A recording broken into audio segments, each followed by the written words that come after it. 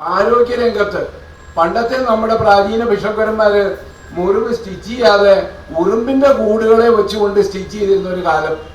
അതൊക്കെ നമ്മുടെ ഭാരതത്തിന്റെ സംസ്കാരത്തിന്റെ ആ പൈതൃകമാണ് നമ്മൾ ഇപ്പോഴും പോരുന്നത്. പക്ഷെ ഇന്നത്തെ ഒരു കാലഘട്ടത്തിൽ ഇതിനെ എല്ലാം നശിപ്പിച്ചുകൊണ്ടിരിക്കുന്ന രണ്ട് കാര്യങ്ങളാണ് നമ്മളിപ്പോൾ കാണുന്നത്.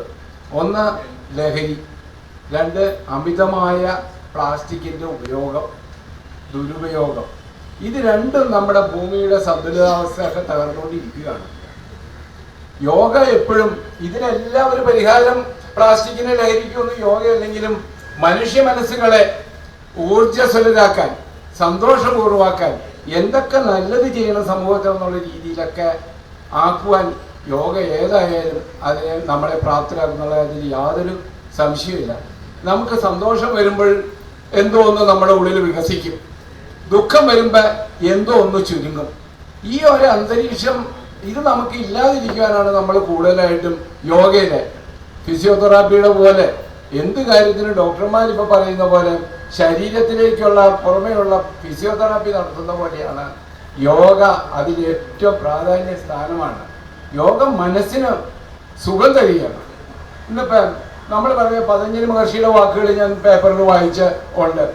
ഈ പറഞ്ഞ ദുഃഖം വരുമ്പോഴും സുഖം വരുമ്പോഴുള്ള നമ്മുടെ മനസ്സിലുള്ളതിനെ അതിനെ നമ്മൾ കൺട്രോൾ ചെയ്യുക. നമ്മൾ ഈ അസൂയ, കോപം, അത്യാർത്ഥി, അഹങ്കാരം, ഇങ്ങനെയുള്ള നമ്മുടെ ആ കാര്യങ്ങളെല്ലാം നമ്മുടെ യോഗ പരിശീലിച്ചുകൊണ്ട് മുന്നോട്ട് നമ്മുടെ ചര്യയായിട്ട് ജീവിച്ചു പോവുകയാണെങ്കിൽ നമ്മൾ ഇതിനൊക്കെ വിമുക്തി ഉണ്ടാവും. നമുക്ക് ഇന്ന് മാതൃഭൂമിയിലൊരു ഹൈലൈറ്റ് എന്ന് പറഞ്ഞാൽ ഞാൻ വായിച്ചതാണ്. ഒരു ഉപേന്ദ്രൻ ആചാര്യ എന്ന് പറഞ്ഞാൽ 105 വയസ്സ്. നമ്മൾ ഈ പറമ്പിനടുത്ത് ചെറായിലാണ്.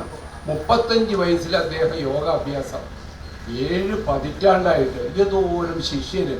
അദ്ദേഹം ഈ 105-ാം വയസ്സിലും അദ്ദേഹത്തിൻ്റെ ആ ഫോട്ടോ, ഒരു യോഗാഭ്യാസത്തിൽ നിൽക്കുന്ന ആ ഫോട്ടോ കണ്ടപ്പോൾ സത്യം പറഞ്ഞു കഴിഞ്ഞിട്ടുണ്ടെങ്കിൽ വളരെയധികം സന്തോഷവും അഭിമാനവും ഒക്കെ തോന്നി. നമ്മുടെ തൊട്ടടുത്തുള്ള ഒരാൾ എന്താ അങ്ങേര് ഈ ഒരു യോഗയിൽ കൂടി കൊടുക്കുന്ന സന്ദേശം എന്ന് ആലോചിക്കുകയാണ്.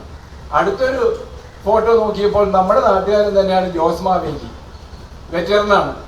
100 മീറ്ററിലും 200 മീറ്ററിലും ഒക്കെ ഈ 74-ാം വയസ്സിലും അന്തർദേശീയ മെഡലൊക്കെ മേടിക്കുന്ന ജോസ് മാവേലി ഇപ്പോഴും തൻ്റെ ആ ജീവിതചര്യയിൽ യോഗ ഒരു ഭാഗമാക്കിയിരിക്കുകയാണ്. അടുത്ത ഫോട്ടോ കണ്ടതാണ് സെൻറ്റ് തെരേസാസ് കോളേജിലെ ഫ്രഞ്ച് വിഭാഗത്തിൻ്റെ മേധാവി ഡോക്ടർ കരോളി. അവരുടെ ആ യോഗാഭ്യാസം. അപ്പം നമ്മൾ ആലോചിക്കുകയാണ്, ഇതിന് ദേശമില്ല. ഈ ലോകം മുഴുവൻ ഭാരതത്തിന് നമിക്കുവാണ്.